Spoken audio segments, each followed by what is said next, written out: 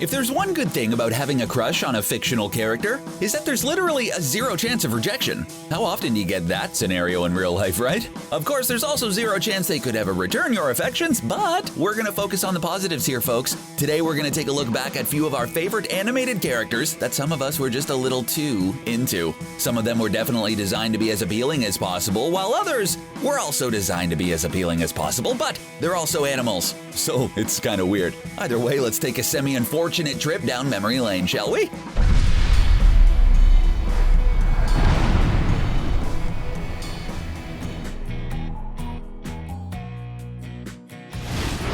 Pretty much everyone has languished over the state of their body at some point, and we wish we could do something to change it. You know, besides diet and exercise. Ugh. Helen Parr doesn't have to worry about her body type because, thanks to her elastic-themed superpowers, she can make her body look like pretty much anything she wants. Here's a gal who's never got to ask you to reach for something off that high shelf for her. Even when she's not showing off as Elastigirl, well, the standard Helen Parr still looks pretty, incredible. How many of us have secretly thanked legendary costume designer Edna Mode for supplying her with the perfect Elastigirl outfit that fits just right? Actually, don't answer that question.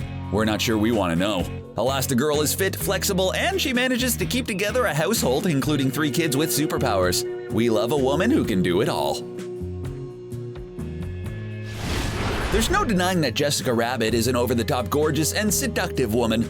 We mean cartoon character. She may look bad, but give her a break, she's just drawn that way. Sure, we could go on and on about how weirdly stunning this animated character from Who Framed Roger Rabbit is, but quite frankly, we still have to look at ourselves in the mirror after this video ends. Among her various attractive attributes is the fact that Jessica appreciates a man with a good sense of humor. Make her laugh and she'll remain steadfastly loyal, and maybe even play a game or two of patty cake when she's not singing. In the movie, Jessica is so attractive, she even manages to make Eddie Valiant's real flesh and blood girlfriend jealous. Although considering how many of us had crushes on Jessica Rabbit at some point, maybe that isn't that strange. Okay, so we know that Sailor Moon is also a television show and manga, but there's plenty of movies out there too. Hey, we're not saying we shed a tear in Sailor Moon R, the movie, when The Power of Love started playing. We're just saying Tuxedo Mask was definitely on the big screen at some point. In the English version, his real name is Darian Shields, a high school student with a tragic backstory and an identity so secret, even he doesn't know about it at first. When Sailor Moon is in danger, he transforms into Tuxedo Mask, a dashing, helpful, handsome gentleman who throws around roses when the situation calls for it. Not only did plenty of people think he was positively dreamy, but he can also manage to wear a cape and top hat without looking absolutely ridiculous. Seriously guys, don't try this look at home. Sailor Moon's magical tiara is nice and all, but as far as we're concerned, Tuxedo Mask's ability to pull off that outfit is the real superpower in this series.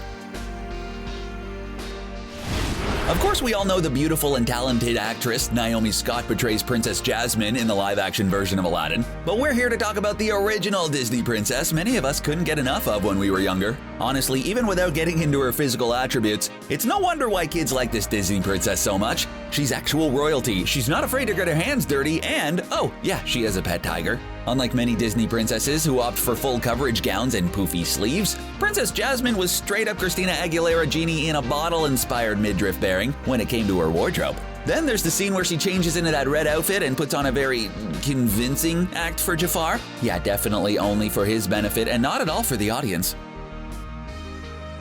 Princess Jasmine's outfits may have added to her allure, but Aladdin managed to look great wearing a vest with no shirt underneath. How many people in real life do you think could pull off that aesthetic and not look completely ridiculous? Yeah, sure, Aladdin may not have much in the way of material possessions, but he still manages to be incredibly charming, outgoing, and clever. Okay, maybe those definitely legitimate businesswomen with the veils had a problem with his lack of coin, but come on. Don't make us spell it out for you. Aladdin can't give you money, at least not in the beginning of the movie, but there's still something indisputably charming about the guy that many people found themselves attracted to. And having a pet monkey is almost as cool as having a pet tiger. Almost.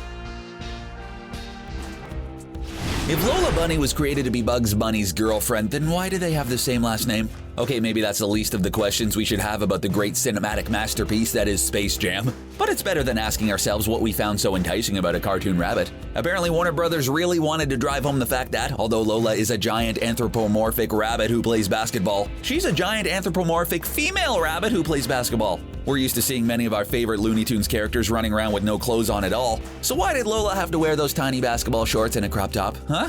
In addition to appearing in Space Jam, Lola was also in the cartoon Dating Do's and Don'ts, where she attempted to enjoy a date with Bugs Bunny. We're gonna assume showing up to a date with no clothes on is definitely a don't, Bugs. There are quite a few reasons why Shang from Mulan really shouldn't be as appealing as he is. In the beginning of the movie, he seems to subscribe to some unpleasant gender roles. But considering the fact that the movie takes place during the Han Dynasty in 206 BC, we suppose we can let that one slide. He may be a little bit cold and unforgiving, but then again, he's also trying to keep all of China safe. Hey, the guy has a lot on his mind, and we're definitely not just saying that because he spends a lot of time with his shirt off and sings one of the best Disney songs of all time. While his fellow soldiers want to find the beautiful woman who can cook, Shang's kind of girl is the one who can save all of China. He might have high standards, but frankly, that makes him all the more appealing. Long before Lola Bunny might make us question if furries might have some valid points, there was the 1973 Disney movie Robin Hood.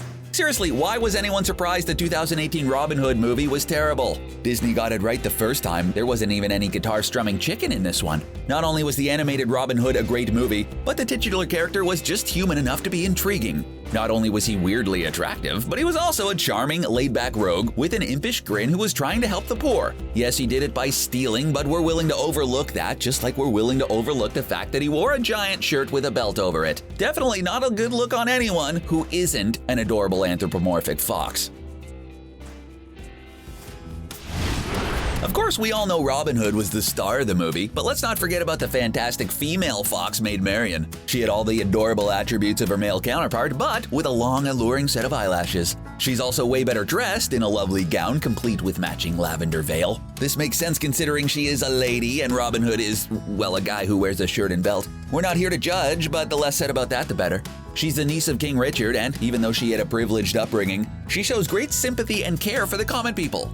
Oh, and one weird fact about your childhood crush is that Maid Marian is the only female character in the whole movie to wear shoes. Why? We have no idea, but now we're weirdly invested in knowing what her feet look like. This is getting weird. Now we're here to talk about a character from the Disney movie Hercules, and no, it's not Philoctetes. His attractiveness simply defies explanation, and there's no way we could ever do him justice, so we'll settle for talking about Megara. Unlike many other women in Disney movies, this gal didn't exactly get a fairy tale romance. She literally gave up her soul for someone who dumped her to go out with someone else, and as a result, she got a little jaded when it came to love. Sure, she was working for the insidious Hades, but Meg was a gorgeous woman with a spirit to match. Even though she's usually not considered a real Disney princess, many of us still have a soft spot in our hearts for Meg and her indomitable spirit. In a fictional world with crazy, out-of-control aliens from outer space, perhaps the most unbelievable thing in Lilo and Stitch is David Coena.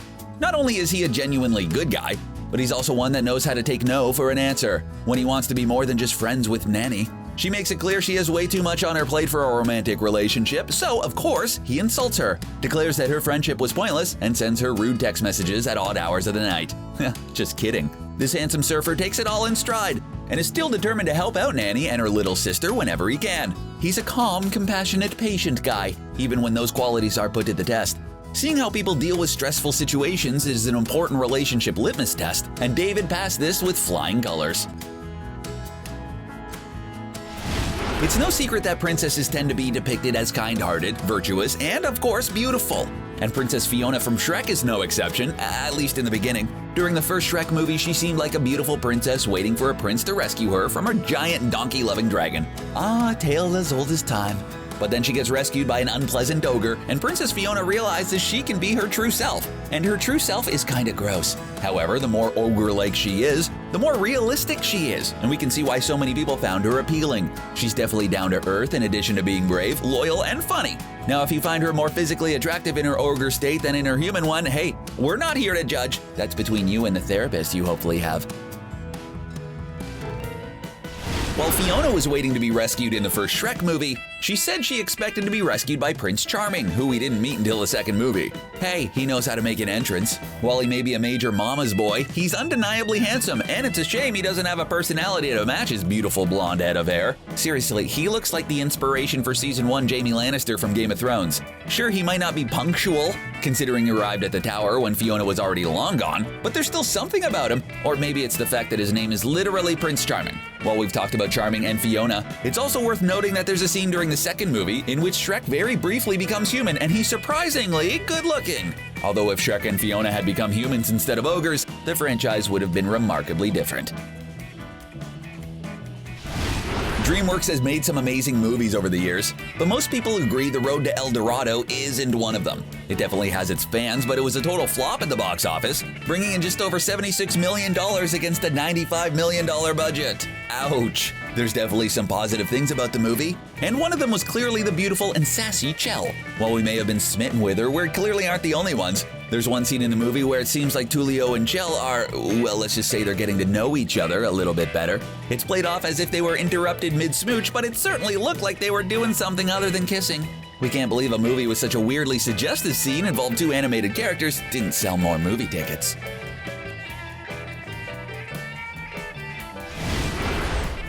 Is it really a surprise that the main character in the movie Tarzan are so appealing? After all, they were frequently featured at the same time as the dulcet tones of Phil Collins. So what chance did our young hearts have, huh? Lots of people in the real world try their best to get noticeable muscle definition, but maybe they should try swinging on some vines because Tarzan is straight ripped. On second thought, maybe you should stay safely on the ground. But there's no denying that Tarzan is in amazing shape and looks quite different from the generic Disney male protagonists. Yeah, he was literally raised in the jungle by a bunch of gorillas. But we've definitely encountered people with worse social skills. He might not know how to function in polite society, but he's still brave, loyal, courageous, and looks darn good in that loincloth. He just needs to work on his posture a little bit and he'd be pretty darn close to perfect.